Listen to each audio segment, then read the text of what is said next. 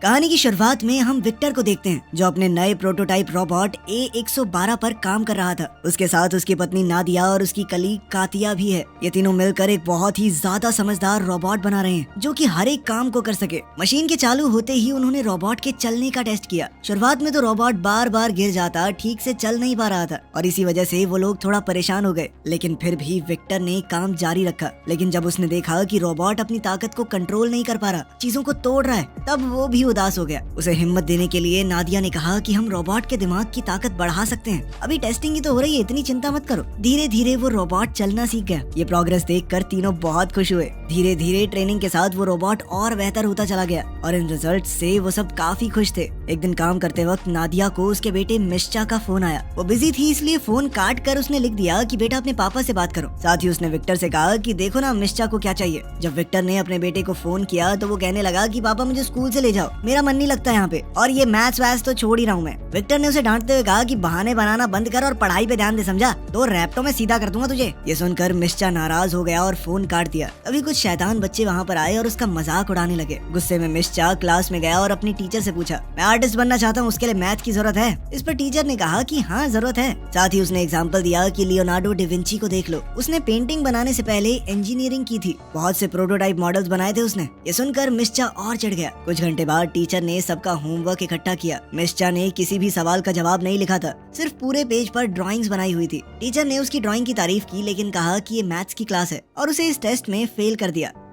उधर लैब में विक्टर ने रोबोट का वॉइस टेस्ट किया। उसने देखा कि नादिया और कातिया ने रोबोट के अंदर बच्चों जैसी आवाज वाले मॉडल डाल दिए थे। इस बात से विक्टर को बहुत गुस्सा आया। सबसे बड़ी बात ये थी कि अब उसके पास टाइम भी नहीं था चेंज करने का, क्योंकि उन्हें मीटिंग के लिए देर हो रही थी। मीटिंग में उन्होंने कमेटी को रोबोट के ट्रेनिंग वीडियोस दिखाए। जनरल ने देखा कि रोबोट A112 अपने टारगेट को सही समय पर बचा नहीं पा रहा और थोड़ा धीरे रिएक्ट कर रहा है। उसने कहा कि रोबोट में अभी भी बहुत सुधार की जरूरत है। विक्टर ने समझाने की कोशिश की कि रोबोट ने सारे मिशन पूरे तो किए हैं ना, लेकिन जनरल ने कहा कि वहाँ तुम लड़ते हो या हम, थोड़ा सा डिले भी बहुत सारे लोगों की जान ले सकता है। साथ ही उसने कहा कि रोबोट की आवाज बहुत बेकार है, इसे बढ़िया बनाओ। इस बात से विक्टर को नादिया और कातिया पे बहुत गुस्सा आ रहा था। साथ ही जनरल ने उन्हें कहा कि इसकी ताकत और स्पीड को और ज्यादा बढ़ाओ। उधर मिश्चा घर जा रहा था तब उसकी मुलाकात अपने दोस्त ग्रांट से हुई जो रोड साफ करता है। मिश्चा ने बताया कि टीचर ने उसे प्रिंसिपल के ऑफिस में भेज दिया। ग्रांट ने उसे तसल्ली दी और कहा कि चिंता मत करो, मैं स्कूल जा सकता हूँ तुम्हारे पेरेंट्स की जगह अगर तुम कहो तो। लेकिन मिश्चा ने मना कर दिया और वहाँ से चल दिया। इसके बाद लैब में विक्टर ने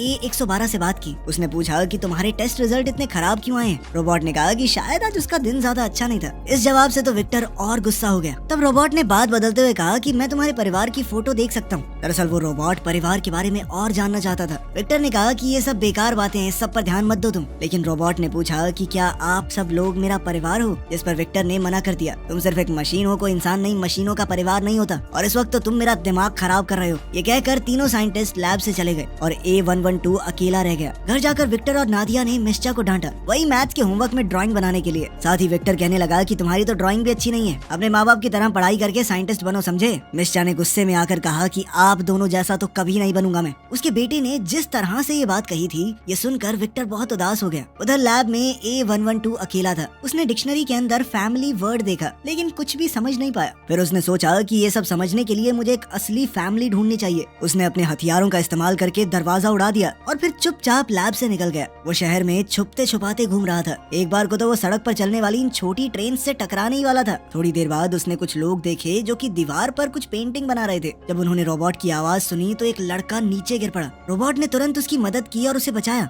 रोबोट ने बच्चे को बचाया ही था लेकिन फिर भी वो लड़का डर कर भाग गया वहाँ से। ये देखकर A112 बहुत उदास हो गया। कुछ मिनटों बाद रोबोट एक कंस्ट्रक्शन साइट पर गया और वर्कर्स से कहा कि आप लोग अपना काम जल्दी जल्दी कर लें क्योंकि उनके शोर से एरिया में परेशानी हो रही है। ये सुनकर वो लोग घबरा गए और भागने लगे। रोबोट ने लैब से ली गई फोटो देखी और सोच में पड़ गया कि उसका परिवार कहाँ है। अगले दिन विक्टर और उसकी टीम लैब में मिले और उन्हें पता चला कि रोबोट भाग गया है। दूसरी तरफ क्लास में टीचर ने स्टूडेंट्स को बताया कि एक रोबोटिक्स का कंपटीशन होने वाला है और सबको उसमें रजिस्टर करना पड़ेगा, ठीक है? ये सुनकर मीशा उठ गया। टीचर ने पूछा कि तुम क्यों नहीं पार्ट लेना चाहते इसमें, जबकि तुम तो खुद को आर्टिस्ट मानते हो। ये सुनकर मीशा को थोड़ी बेइज्जती सी महसूस हुई और वो गुस्से में क्लास से निकल गया। उसी समय रोबोट A112 मीशा के घर के बाहर पहुंचा। उसने अपनी रोबोटिक उंगली से चाबी बनाई और दरवाजा खोल दिया। घर के अंदर आकर वो शीशे के सामने गया और उदास हो गया क्योंकि उसे महसूस हुआ कि वो अभी भी अकेला है। तभी उसने दरवाजा खुलने की आवाज सुनी और अचानक से छुप गया। मीशा घर आया, अपने बैग को फर्श पर फेंका और बाथरूम में चला गया। हाथ धोने के बाद उसने रोबोट को देखा जो कि उसे तौलिया दे रहा था। दरअसल वो भी छुपने के लिए बाथरूम में ही आया था। मीशा अचानक डर गया और चौंकने की वजह से सिंक से टकरा गया। रोबोट ने उसकी मदद करने की कोशिश की और कहा कि मैं तुम्हारा ट्रीटमेंट करूंगा। मीशा भागते हुए अपने कमरे में गया और बेड पे चढ़ गया। रोबोट ने कहा कि मैं तुम्हें चोट नहीं पहुंचाऊंगा, मैं तो बस मदद करने आया हूँ। जब उसने देखा कि लड़का ठीक है तो वो शांत हो गया और उसने कहा कि मेरा नाम है A112, एक मल्टी फंक्शनल रेस्क्यू रोबोट। उसने मीशा को सब कुछ बताया कि कैसे वो घर के अंदर घुसा, अपनी उंगली से चाबी बना के, फिर अपने अलग अलग वॉइस मॉडल दिखाए। उसकी अलग अलग आवाजें सुनकर मीशा थोड़ा हंस पड़ा।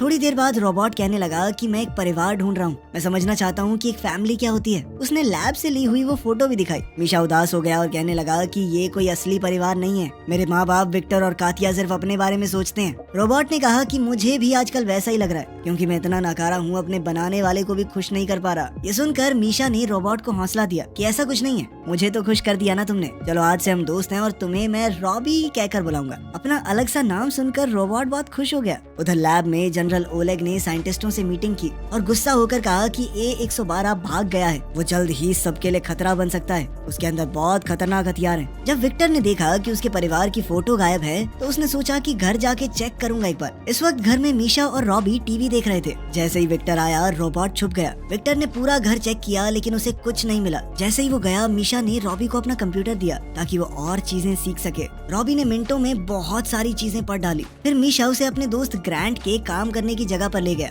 जहाँ पर वो अपनी आर्ट बनाता था। रॉबी ने ड्राइंग्स देखे और पूछा कि ये बिल्कुल सिमेट्रिकल क्यों नहीं है, लेकिन मीशा ने कहा कि आर्ट को किसी सिमेट्री की जरूरत नहीं होती, बस उसमें खूबसूरती होनी चाहिए। फिर वो रॉबी को खिड़की के पास ले गया और दोनों ने सनसेट देखा। इस नजारे को देखकर रॉबी बहुत खुश हुआ। उसने कहा कि देखो कल तुम्हें छुप कर रहना पड़ेगा, मुझे कल स्कूल जाना है। अब रॉबी वर्कशॉप में अकेला रह गया और मीशा ने उसे एक पेन दे दिया ताकि वो ड्राइंग कर सके।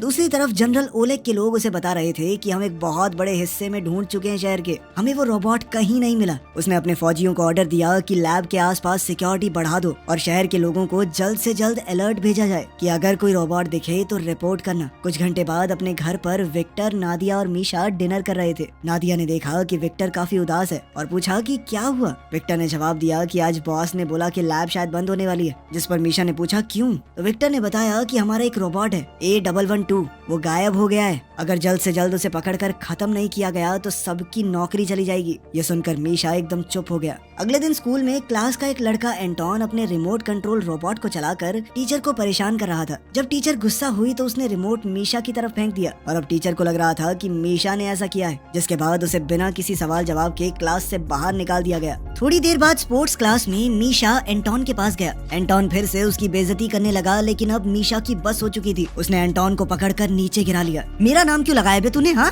बता। तभी जिम टीचर दौड़ कर आया और दोनों को अलग किया। मीशा गुस्से में क्लास से निकल गया और सीधा वर्कशॉप पहुंचा। वहाँ उसने देखा कि रॉबी और ग्रांट तो पत्ते खेल रहे हैं और दोनों अब अच्छे दोस्त बन चुके थे। मीशा के चेहरे पर परेशानी देखकर रोबोट ने पूछा क्या हुआ। मीशा ने बताया कि तुम्हारे पीछे बहुत ज्यादा फौज पड़ी है, ऑर्डर ये है कि तुम्हें ढूंढकर किसी भी तरह से खत्म कर दिया जाए। इसी बात का हिसाब लगाकर मीशा ने कहा कि रॉबी तुम्हें शहर से दूर चले जाओ। तब ग्रांट ने बताया कि जंगल का एक हिस्सा है, वहाँ कोई नहीं जाता क्योंकि कुछ वक्त पहले वहाँ बहुत भयानक आग लगी थी। ये सुनकर मीशा ने रॉबी से कहा कि तुम्हें वहाँ जाकर आग बुझाने की कोशिश करनी चाहिए, इससे सबको ऐसा लगेगा कि तुम अच्छे हो, इंसानों की मदद करना चाहते हो। ये आइडिया सुनकर तीनों खुश हो गए।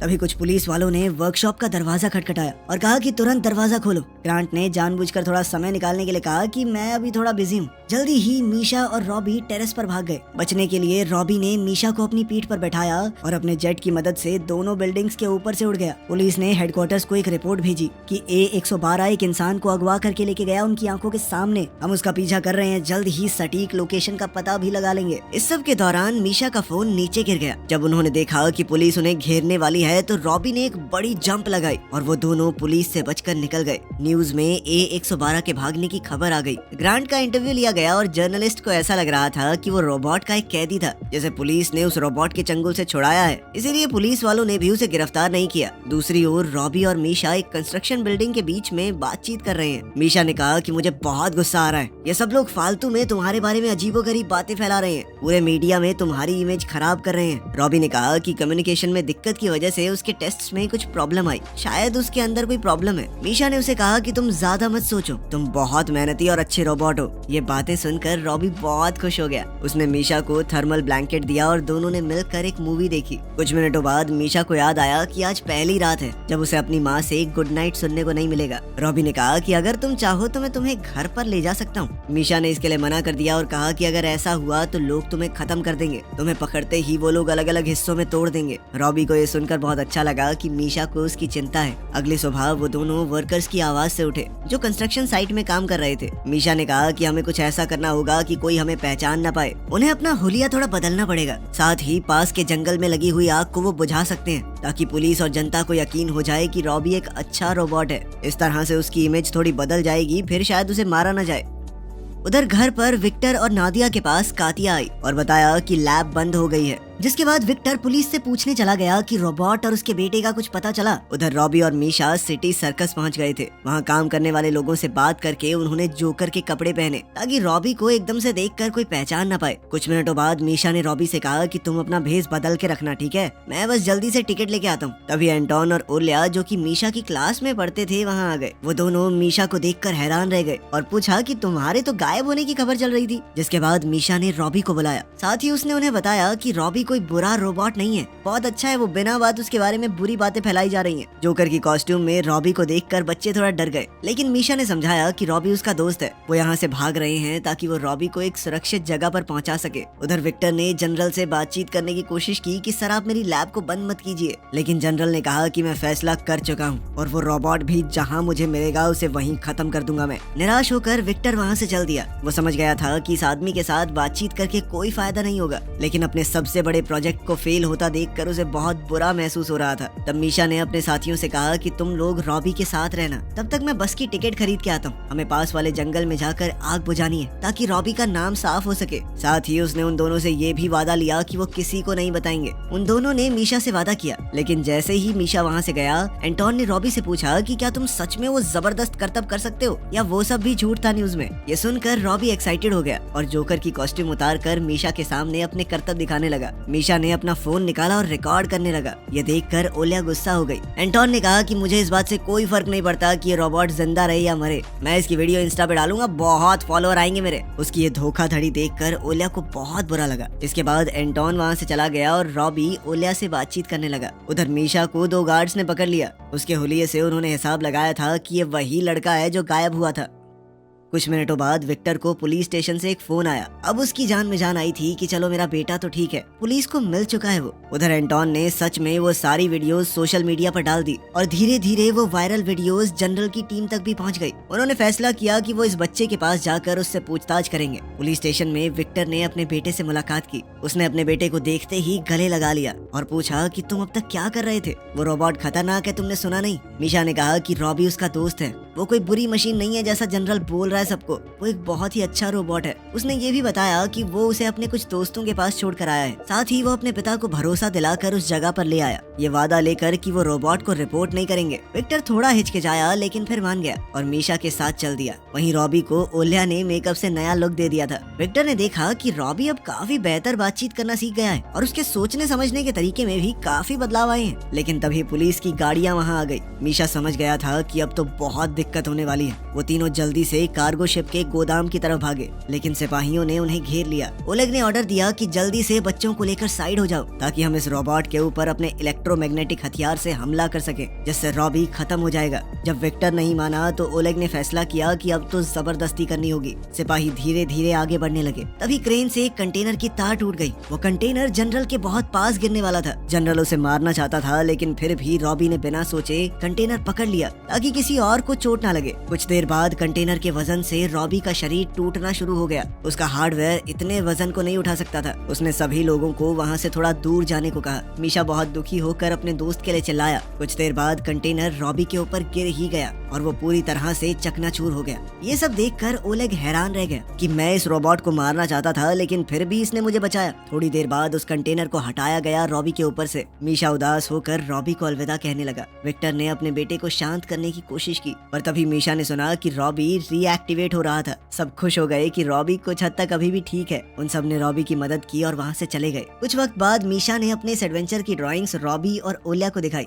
सबको ही वो बहुत पसंद आई। आखिरकार सब लोग डिनर के लिए इकट्ठा हो गए और रॉबी ने नादिया का फोन मांगा ताकि वो भी अपने इस परिवार के साथ फोटो ले सके। वीडियो पसंद आई तो लाइक कर देना, चैनल को सब्सक्राइब कर लेना। मिलते हैं अगली वीडियो में।